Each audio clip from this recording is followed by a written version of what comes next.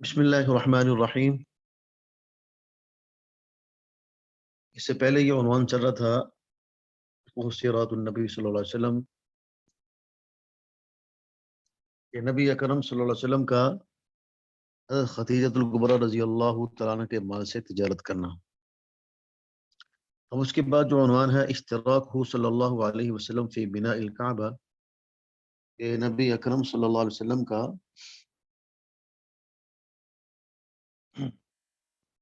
کعبہ کی تعمیر کے اندر آپ کا شریک ہونا۔ الکعبۃ اول بیت بنی علی اسم اللہ ولعبادۃ اللہ وتوحیدہ فیہ، بناه ابو الانبیاء ابراہیم علیہ الصلاۃ والسلام بعد ان عانی من حرب الاصنام وهدم المعابد التي نصبت فيها، بناها بوحي من الله تعالى وامر له بذلك، واذ يرفع ابراهيم القواعد من البيت واسماعيل ربنا تقبل منا انك انت السميع العليم۔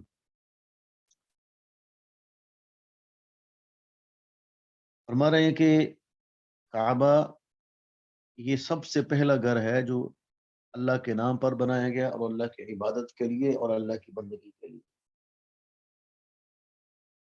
حضرت ابراہیم علیہ السلام نے اس کو بنایا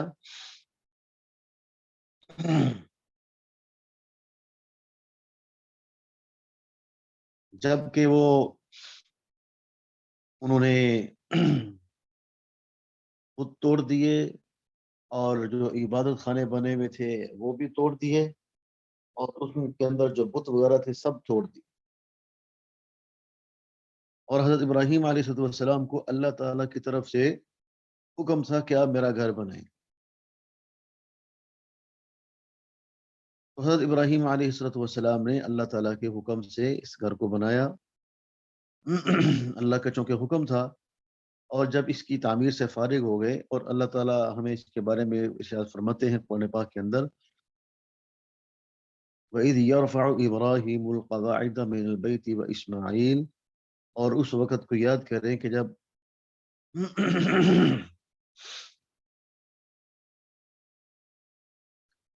حضرت ابراہیم علیہ السلام اور حضرت اسماعیل علیہ السلام یہ بیت اللہ کو بنا رہے تھے اس کی بنیادوں پر، جو بنیادیں تھیں اس پر اس کو بنا رہے تھے اور اس کو کھڑا کر رہے تھے، اس گھر کی تعمیر کر رہے تھے آپ۔ اور انہوں نے اللہ تعالیٰ سے یہ دعا مانگی، ربنا تقبل منا انک انت السمیع العلیم، اے ہمارے رب تو ہم سے ہماری اس محنت کو قبول فرما لے، بے شک آپ ہی سننے والے بھی ہیں اور باخبر بھی ہیں، ہر چیز کو جانتے ہیں آپ۔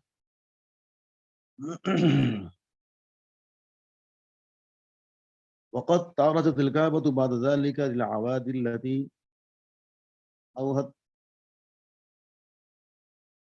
بنيانها وصدعت جدرانها۔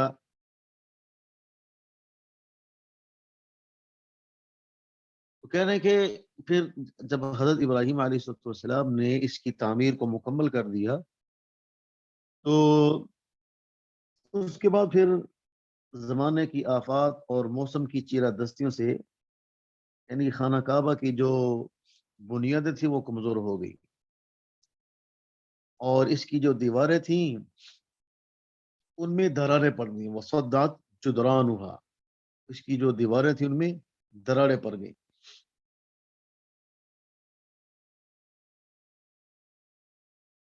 کہتے ہیں بعثت سے چند سال قبل سخت بارش ہوئی مکہ مکرمہ میں، اور سخت بارشوں کی وجہ سے مکہ میں سیلاب آیا، اور اس سیلاب کا نام تھا یعنی سیل العرم، هذه العوادی سیل عرم، جس کی وجہ سے اس کی دیواریں اور زیادہ کمزور پڑ گئی۔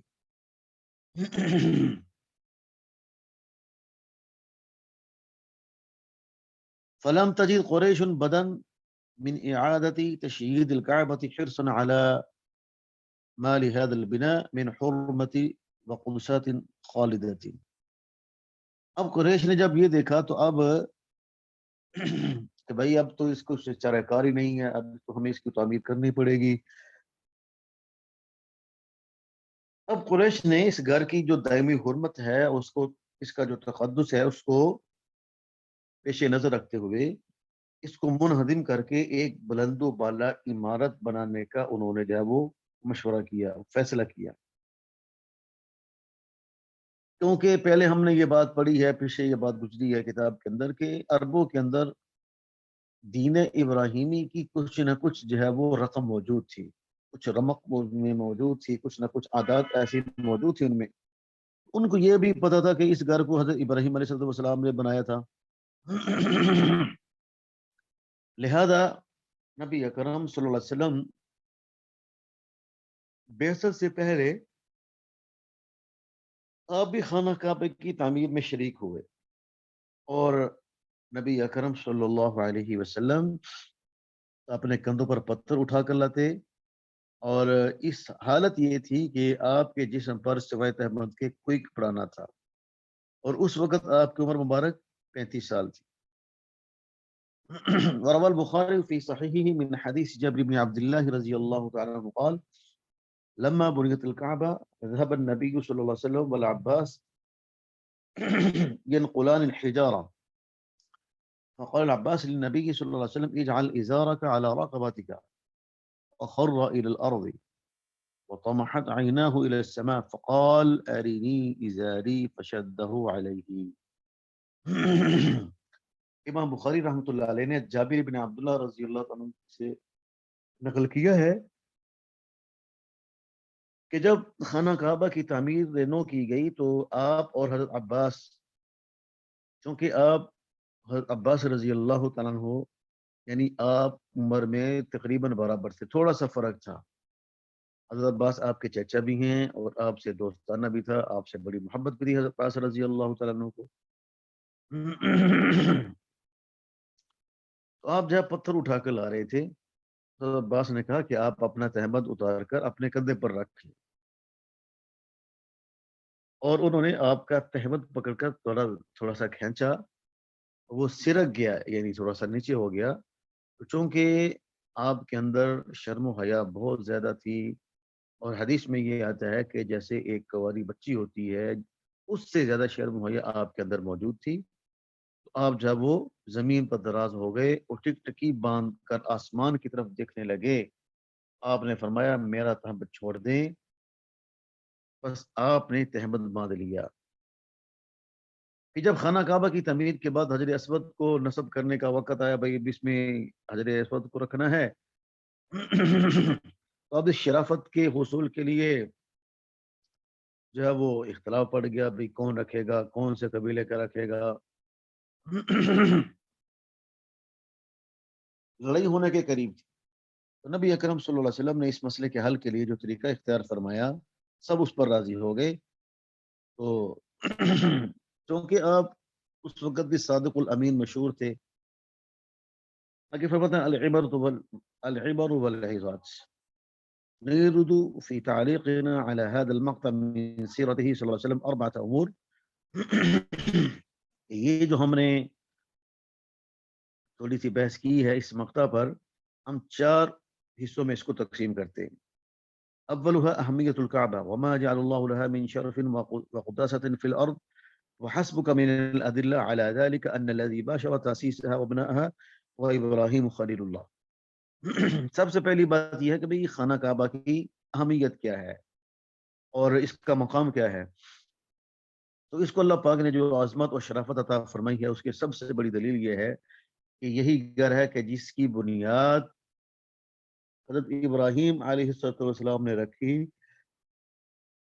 और उन्होंने इस घर की तामीर फरमाई ताकि लोगों के लिए अमन और वहदत का मज़हर हो। غير أن هذا لا يعني أو يستلزم أن يكون للكعبة تأثير على الطائفين حولها أو العاكفين। खाना काबा के गिर्द जो लोग तवाफ करते हैं या फिर इस बैत मुअज़्ज़म में मुअत्तकिफ होते हैं, उनके पेश नज़र ये पत्थर और اور گھرے کا گھر نہیں ہوتا، بلکہ یہ وجہ ہوتی ہے کہ یہ مقدس اور عظمت والا گھر اللہ تعالی کا ہے، جس کی شان اللہ کے ہاں بھی بہت بلند و بالا ہے۔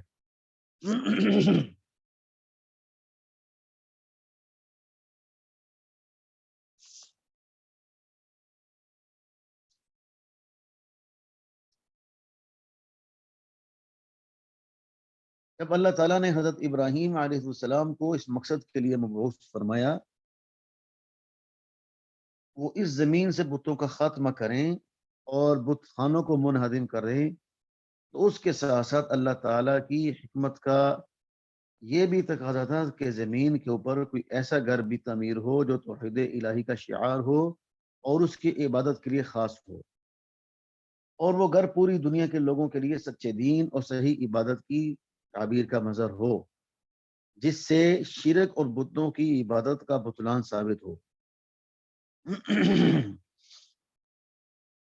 کیونکہ انسانیت نے زمانے کا ایک حصہ اس حال میں گزارا ہے کہ جس میں وہ پتھروں، بتوں اور شیطانوں کی عبادت کرتے رہے اور ان کے لیے بڑے بڑے معبد تعبیر کیے۔ اب وہ وقت پہنچا ان باطل عقائد اور بےہودہ رسم و رواج اور عبادتوں کو چھوڑ کر ایک خدا وحدہ لا شریک لہ کی عبادت کو عام کیا جائے۔ یہ خانہ کعبہ خالصتاً اللہ وحدہ لا شریک لہ عبادت کے لیے زمین پر قائم کیا گیا تھا، تاکہ انسان کو یہ بات یاد دلائی جا سکے کہ جب وہ اس میں داخل ہو تو وہ خدا وحدہ لا شریک لہ کے علاوہ کسی غیر کے سامنے عبادت کرتے ہوئے نہ جھکے۔ ومع هذا قوله تعالى وَإِذْ جَعَلْنَا الْبَيْتَ مَثَابَةً لِلنَّاسِ وَأَمْنًا وَاتَّخِذُوا مِن مَّقَامِ إِبْرَاهِيمَ مُصَلًّى۔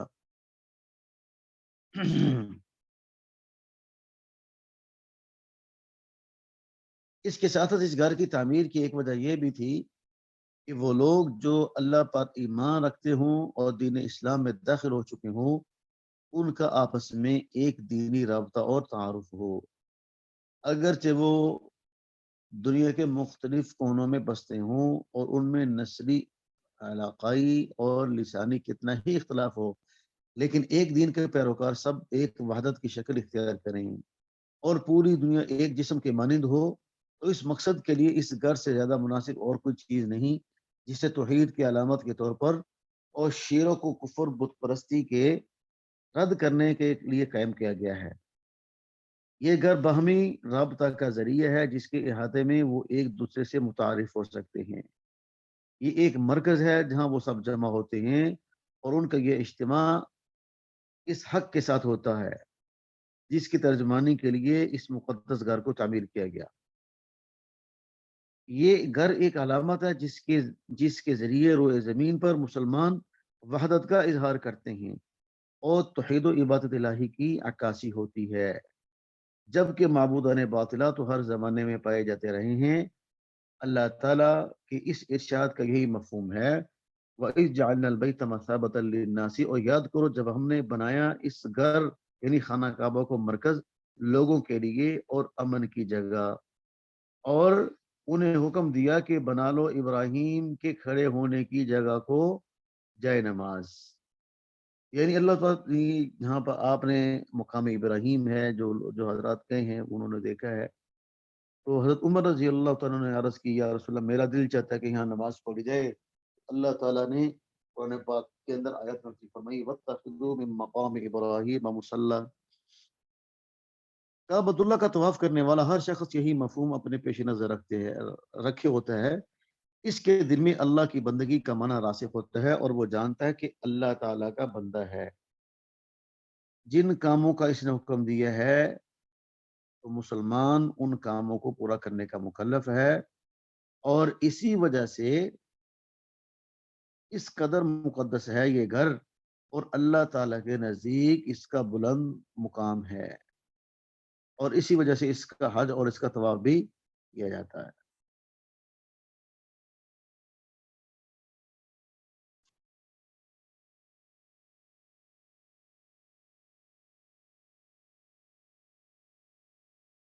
تو یہ اس کی ایک تقسیم تو اس کی ہوگی، یعنی اس گھر کی جو اہمیت کیا ہے۔ اور جو دوسری بات ہے بیان أهم ما تعاقب على الكعبة من الهدم والبناء بنيت الكعبة خلال الدهر كله 4 مرات بيقين، وقع الخلاف والشك فيما قبل هذه المرات ال4 وبعدها. تو فرماتے ہیں کہ یہ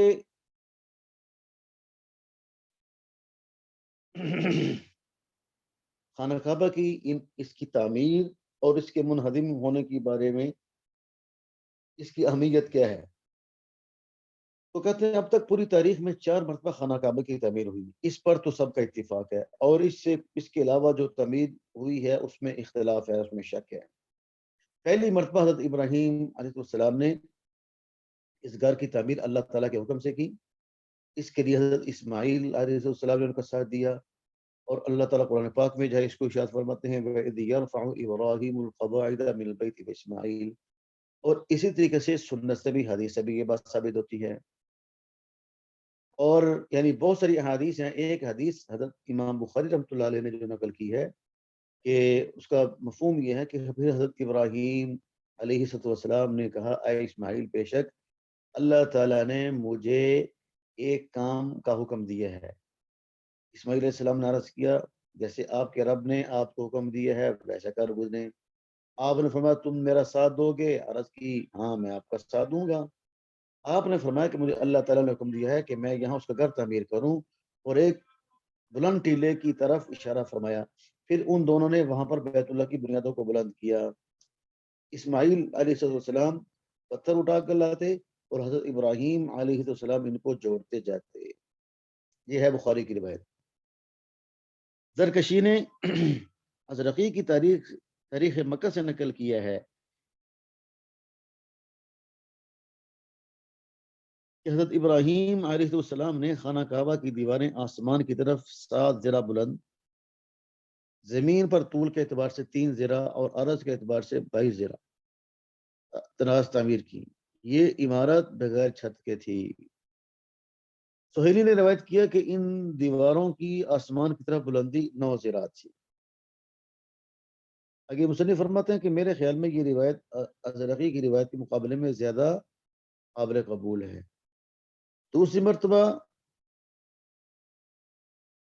اسلام سے پہلے یعنی قریش نے خانہ کعبہ کی تعمیر کی، جس میں نبی اکرم صلی اللہ علیہ وسلم بھی شریک ہوئے، جس کا پھر پیچھے قصہ گزر چکا ہے۔ قریش نے خانہ کعبہ کی دیواروں کے آسمان کی طرف بلندی 18 ذراع رکھی اور زمین پر لمبائی 6 ذراع کم کر دی۔ اس بارے میں آپ نے ارشاد فرمایا، حضرت عائشہ کی روایت ہے، فرمانا اے عائشہ،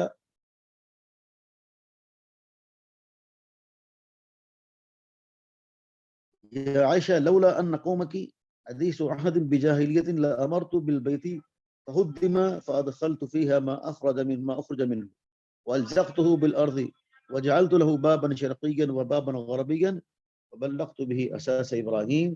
آپ نے فرمایا اے عائشہ، اگر دور جاہلیت ابھی جلد ہی نہ گزرا ہوتا اور تمہاری قوم کے دلوں میں اس کی یاد تازہ نہ ہوتی تو میں حکم دیتا خانہ کعبہ کو منہدم کر کے دوبارہ تعمیر کیا جائے، اور اس کا جو حصہ اسے نکال دیا گیا ہے اس میں اس کو شامل کر دوں، اور اس میں ایک دروازہ مشرق کی طرف اور ایک دروازہ مغرب کی طرف لگاتا، اور حضرت ابراہیم علیہ السلام کی بنیادوں پر میں اس کو تعمیر کرتا۔ اور تیسری مرتبہ چلے انشاءاللہ کل یہاں سے پڑھیں گے، پھر 9 بجے میرا سبق ہوتا ہے تو اس کے لیے وَأَمَّا الْمَرَّةُ الثَّالِثَةُ کل یہاں سے پڑھیں گے انشاءاللہ۔ السلام علیکم ورحمۃ اللہ وبرکاتہ۔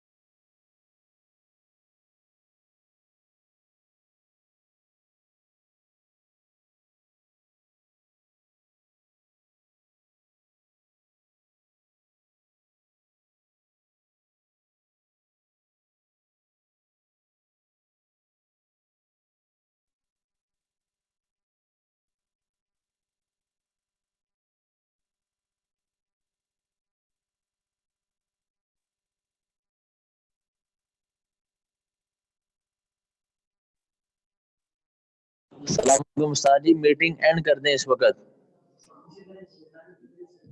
استاد جی میٹنگ اینڈ کر دیجئے. استاد جی میٹنگ اینڈ کر دیں اس وقت، آپ ہوسٹ بن چکے ہیں، میٹنگ اینڈ کر دیں.